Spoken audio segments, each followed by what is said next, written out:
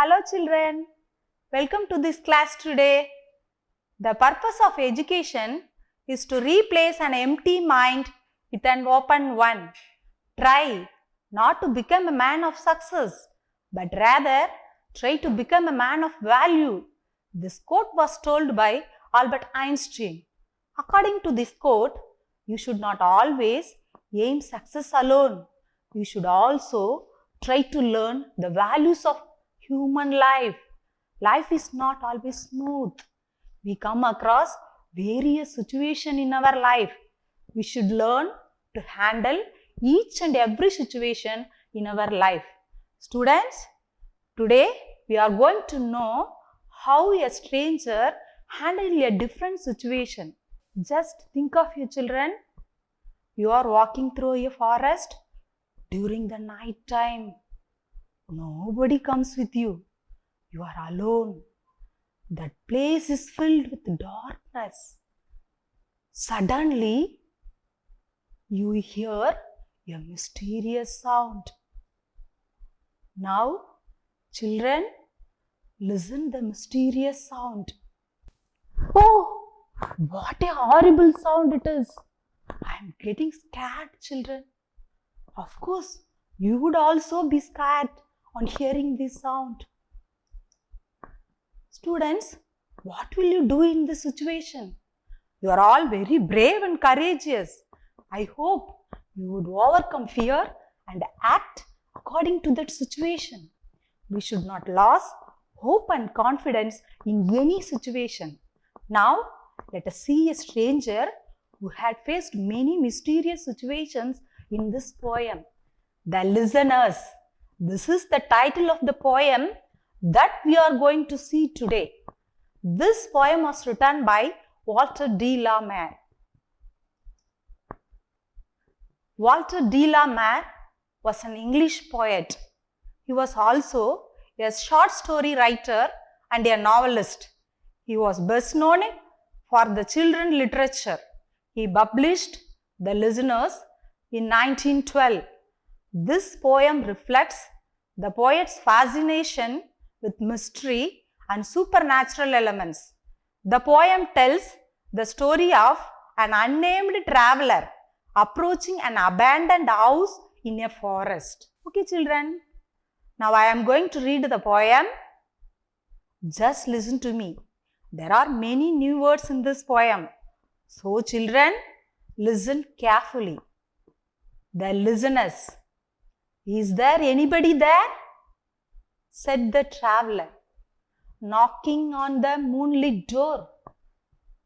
And his horse, in the silence, champed the grasses of the forest ferny floor. And a bird flew up out of the turret above the traveler's head and smote upon the door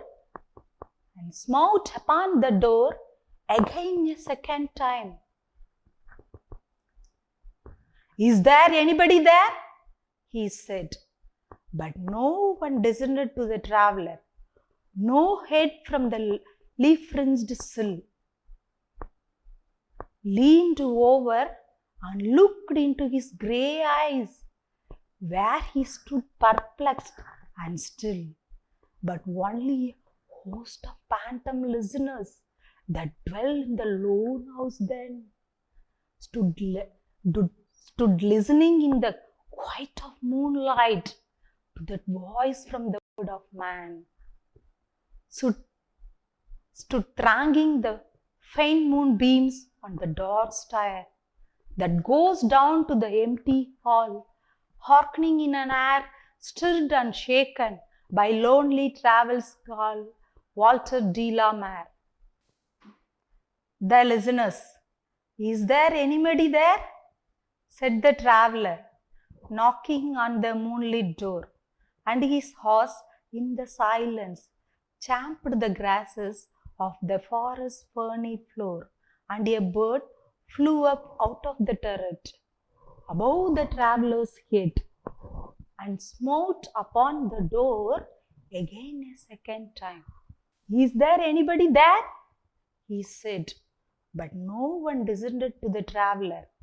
no head from the leaf-fringed sill, leaned over, looked into his grey eyes, leaned over and looked into his grey eyes, where he stood perplexed and still. But only a host of phantom listeners that dwell in the lone house then stood listening in the quiet of moonlight to that voice from the word of men, stood thronging the faint moonbeams on the dark stair that goes down to the empty hall, hearkening in an air stirred and shaken, hearkening in an air stirred and shaken by lonely travelers' call. Walter de la Mare. Children, now I read the poem second time. Listen carefully, the listeners. Is there anybody there? Said the traveler, knocking on the moonlit door, and his horse in the silence champed the grasses of the forest ferny floor, and a bird flew up out of the turret above the traveler's head and smote upon the door again a second time. Is there anybody there? He said, but no one descended to the traveler. No head from the leaf-fringed sill leaned over and looked into his grey eyes, where he stood perplexed and still, but only a host of phantom listeners that dwelt in the lone house then stood listening in the quiet of moonlight to that voice from the word of man, stood thronging the fine moonbeams on the dark stair that goes down to the empty hall, hearkening in an air stirred and shaken by lonely travelers' call. Walter de la Mare. Fine. I think you would have listened to the poem carefully, children. You would come across many new situations, many new words in this poem. Don't worry, I will explain. Now, let us see how the traveler experienced a mysterious situation in the forest. Children, do you like traveling? Yes, we all like traveling. One day, a traveler was making a journey through a forest. He was traveling alone through a forest. There, he came across an abandoned house. The doors of the house were closed. The traveler knocked the door of the house in moonlight. He asked if there was anyone inside the house. The traveler's horse was grazing in the quiet forest while the traveler waited for the response. Suddenly, a bird flew out of the turret on the house and flew it above the traveler's head. Even then, the traveler didn't get any response from inside. So, he knocked the door again with more force and repeated the same question, is there anybody there? But there was no reply from the house. No one even leaned out of the windowsill, which was leaf-fringed. The stranger stood there puzzled. The poet also adds that no one leaned over and looked into the grey eyes. The poet also adds that no one leaned over and looked into his grey eyes. The stranger stood perplexed and still. The stranger stood perplexed and still. Perplexed means confused. He was in a confused situation. Children, now the poet narrates the inner side of the house. There was only a house of phantom listeners in the house. There was only a host of phantom listeners inside the house. Do you know the meaning of phantom? That means the spirit of dead person. Usually we say ghost. Do you know ghost? They dwelt alone in the house. Then they stood listening the human voice. The faint moonbeams crowded around the staircase as the quiet atmosphere in the empty house was disturbed by the traveler's lonely voice. The poem ends here in our text, children, but the original poem has 36 lines. Now, we are going to discuss the new words in this poem. Okay, children? The first word is champed. The meaning of champ is bit and chew upon noisily. The example sentence for this word, the horse champed the grasses. Okay, we will move to the second word, ferny. Ferny consisting of flowerless plants. Ferns are flowerless plants. The poet uses the word ferny because that is a place in the forest full of ferns. Example sentence is, the ferny forest always looks green. And then the third word is turret. A small tower that projects from the wall of a building. A bird flew up out of the turret is the example sentence for this word. Then we move to the fourth word, smout. The meaning of smout is knocked loudly. Strike with a weapon or hand. Sentence is, the traveler smote upon the door. And then the next word is sill. The meaning of sill is a horizontal piece of a timber beneath a window or a door. The example sentence is, no one looked through the leaf-fringed sill. Do you know the meaning fringe? That means edge.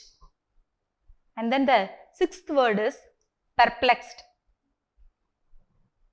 Perplexed means confused. The example sentence is, the stranger looked perplexed. The stranger stood perplexed. And then the seventh word is phantom. Phantom, the spirit of a dead person. Example sentence is, the phantoms were listening at the stranger. And then the next word is hearkening. Hearkening means listening attentively. Listening attentively. Do you know how to listen? Listening attentively. The phantoms were hearkening at the moonlight door. The phantoms were hearkening at the moonlight door. And then the last and final word is thronging. That means crowding. Example sentence is, the moonbeams were thronging the strangers. The moonbeams were thronging the strangers. The moonbeams were thronging the strangers. That is the last word in this glossary session. Okay, children, now we are going to see the poetic devices used in this poem. Alliteration. Children, the repetition of consonant sounds within close proximity, usually in consecutive words within the same line, is called alliteration. Children, now we are going to see the poetic device used in the poem. Alliteration. Children, the repetition of consonant sounds within close proximity, usually in consecutive words within the same line, is called alliteration. For example, let us see the fourth line of the poem, forest ferny floor. The consonant sound F, the consonant sound if is repeated here in the same sentence and hence they are alliterated. Let us see the 11th line of the poem. Children, stood perplexed and still. Here the consonant sound S is repeated in the words stood and still. Likewise, children, try to find some more alliterated words in the following lines of the poem. Likewise, children, try to find some more alliterated words in the following lines of the poem. Have you found out, children? Have you found out, children? Very good. You are right. Can you say? Okay, children. Smout and second in the sixth line are alliterated words. And also the words stirred and shaken in the 18th line are alliterated. Okay, children. I hope you have understood the poem well. Now I am going to ask some questions. The first question is, who is the speaker in this poem? Do you know this, children? Yeah, the answer is very correct. The poet Walter de la Mare is the speaker. The poet Walter de la Mare is the speaker in this poem. Okay, the next question is, what was the horse doing? What was the horse doing? Do you know the answer for this question, children? Yes, it's the right answer. It's the right answer. The horse was champing the grasses. The horse was champing the grasses. That's the answer for this question. Okay. The next question is, where did the traveler go? Where did the traveler go? Have you found the answer, children? Yeah, it's the right answer. The traveler went to the forest. The traveler went to the forest. That's the right answer for that question. Okay.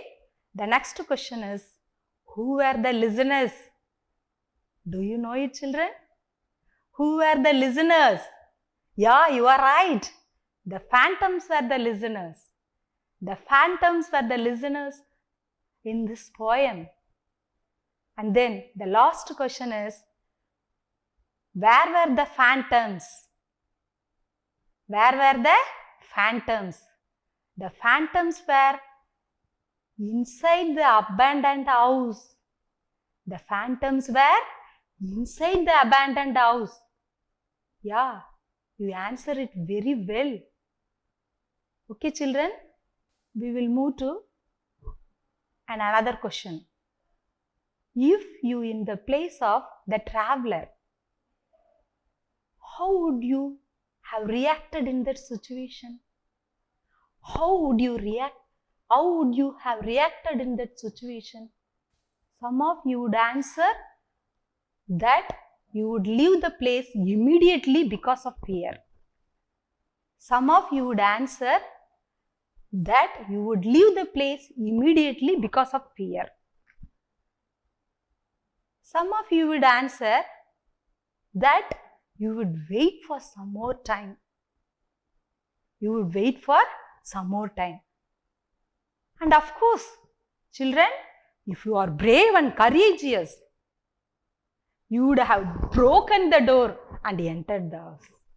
Isn't it? You would have broken the door and entered the house. Isn't it, children? Okay, children, the poem does not end here. In the original construct of the poem, in the original context of the poem, the traveler went back some more. The traveler went back after some minutes as he didn't get any response from the house. The traveler went back after some minutes as he didn't get any response from the house. The phantoms were just listening to the hoof sound of the horse. The hoof sound of the horse as the traveler was departing. That is the end of this poem. Do you enjoy it, children? Yes, you are all enjoying this poem. Okay, students, now I am going to give an activity. See the picture and find a line from the poem. Now, children, see the first picture on the screen. Now, children, Keenly observe the picture on the screen. Okay, children? Do you know what picture is it? Yeah, you are right. Do you find out the poem line? Yeah, it's right. And his horse in the silence champed the grasses. Okay, we will move to the second picture. Keenly observe this picture. Okay, children, have you found out the answer? Yeah, it's very good answer. And a bird flew up out of the turret. You are very right, children. You are all very intelligent. We will move to the third picture. Do you know what picture is it? Okay. Have you found the poem lines? Okay, you are right, children. No head from the leaf-fringed sill. No head from the leaf-fringed sill. Very good. I am very happy to hear the answers from you. Very nice of you, children. We will move to the next picture. Let's see the picture carefully. Have you found out the poem line? Yeah, you are right, children. Of the forest, ferny floor. Of the forest, ferny floor. That's the right answer, children. Shall we move to the next picture? Okay, children, get ready. Observe keenly. Okay. What picture is it? What is the poem line used in this picture? But only a host of phantom listeners. But only a host of phantom listeners. Do you enjoy the word phantom listeners? Okay, children, we will move to the next picture. Confused? Sorry, just you watch the picture only. Children, watch the picture. Okay. Have you found out the answer? Yeah, it's the right answer. Where he stood perplexed and still. Where he stood perplexed and still. You are right, children. Have you enjoyed this poem, children? Now I am going to explain this poem in Tamil. அடர்ந்த காடு, நிலா வெளிச்சம். ஒரு பயணி அவரோட குதிரையில பயணம் செஞ்சிட்டு இருக்கிறாரு. திடீர்னு யாரோ பின்னாடி அவரை பின்தொடர்ற மாதிரி அவர் உணர்றாரு. அவரோட பயத்தில் என்ன பண்ணலான்னு யோசிக்கிறாரு. அப்போ போயிட்டே இருக்கும் பொழுது அங்கே ஒரு பாழடைஞ்ச வீடை பார்க்குறாரு. அந்த பாழடைஞ்ச வீடு நிலா வெளிச்சத்தில் அந்த கதவு தெரியுது. போய் அதன் அருகில் போய் கதவை தட்டுறாரு. யாராவது உள்ள இருக்கீங்களா? அங்கே எந்த பதிலுமே அவருக்கு கிடைக்கல. என்ன பண்ணலான்னு அப்படியே கொஞ்ச நேரம் நின்றுட்டே இருக்கிறாரு. அப்போ அவரோட குதிரை அங்கே அந்த அமைதியான சூழ்நிலையில புல் மேய்ஞ்சிட்டு இருக்குது. இவர் அப்படியே நின்று இருக்கிறாரு. கொஞ்ச நேரம் அப்படியே அதற்காக எந்த பதிலும் வரலன்னு சொல்லிட்டு அப்படியே யோசிக்கிறாரு. அப்புறம் மறுபடியும் ரொம்ப வேகமா கதவை தட்டுறாரு. யாராவது உள்ள இருக்கீங்களா? எந்த பதிலுமே அவருக்கு கிடைக்கல. அவருக்கு ரொம்ப குழப்பமாயிடுது. அப்படியே அமைதியா நின்று இருக்கிறாரு. ஆனா அந்த வீட்டுக்குள்ளார ஆவிகள் அந்த படியில புதிதாக கேட்கக்கூடிய இந்த மனிதனுடைய குரலை கேட்டு அப்படியே அமைதியா இருக்கு. எந்த பதிலுமே சொல்லல. என்னது அவங்கெல்லாம்? ஆவி. ஆவி எந்த பதிலுமே சொல்லல.